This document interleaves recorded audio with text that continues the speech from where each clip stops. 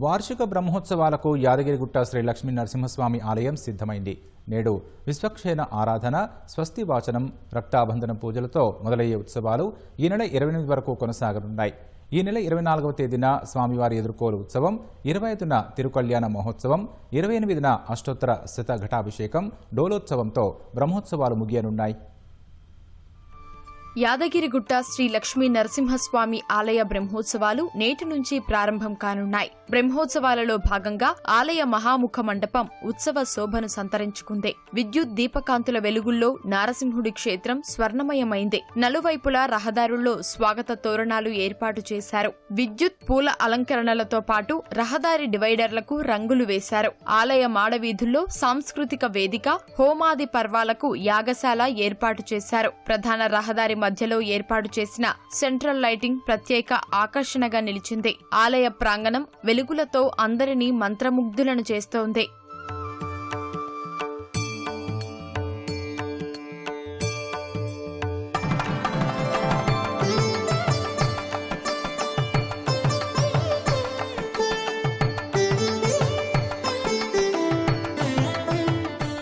ఏటా ఫాల్గుణ మాసంలో యాదగిరిగుట్ట ఆలయ బ్రహ్మోత్సవాలు జరుగుతాయి. ఫాల్గుణ శుద్ధ విధియ మొదలు శుద్ధ ద్వాదశి వరకు ఉత్సవాలు నిర్వహిస్తారు. ఇవాళ విశ్వక్సేన ఆరాధన, స్వస్తి వాచనము, రక్షాబంధనంతో బ్రహ్మోత్సవాలు ఆరంభమై ఈ నెల 28 వరకు అష్టోత్తర శతఘటాభిషేకం మహాక్రతువుతో ముగుస్తాయి. ఈ నెల 24న స్వామివారి ఎదుర్కోలు ఉత్సవం, 25న తిరుకళ్యాణ మహోత్సవం, 26న దివ్య విమాన రథోత్సవం తిలకించేందుకు వేలాది మంది భక్తులు తరలివస్తారు. భక్తులకు ఎలాంటి ఇబ్బంది లేకుండా అన్ని ఏర్పాట్లు పూర్తి చేసినట్లు ఆలయ అధికారులు వెల్లడించారు. 18వ తారీఖు నుండి 28వ తారీఖు వరకు వైభవోపేతంగా నిర్వహించబడతాయి.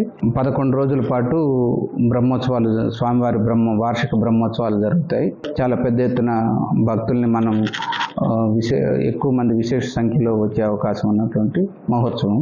భక్తులందరూ కూడా మంచిగా ఈ కార్యక్రమాల్లో పాల్గొనే విధంగా వారికి దర్శనాలు కానీ, మిగతా కార్యక్రమ సేవలు కానీ అందరూ చక్కగా హాజరై సంతృప్తికరంగా చేసుకునేటట్లుగా ఏర్పాట్లు చేయడం జరిగింది.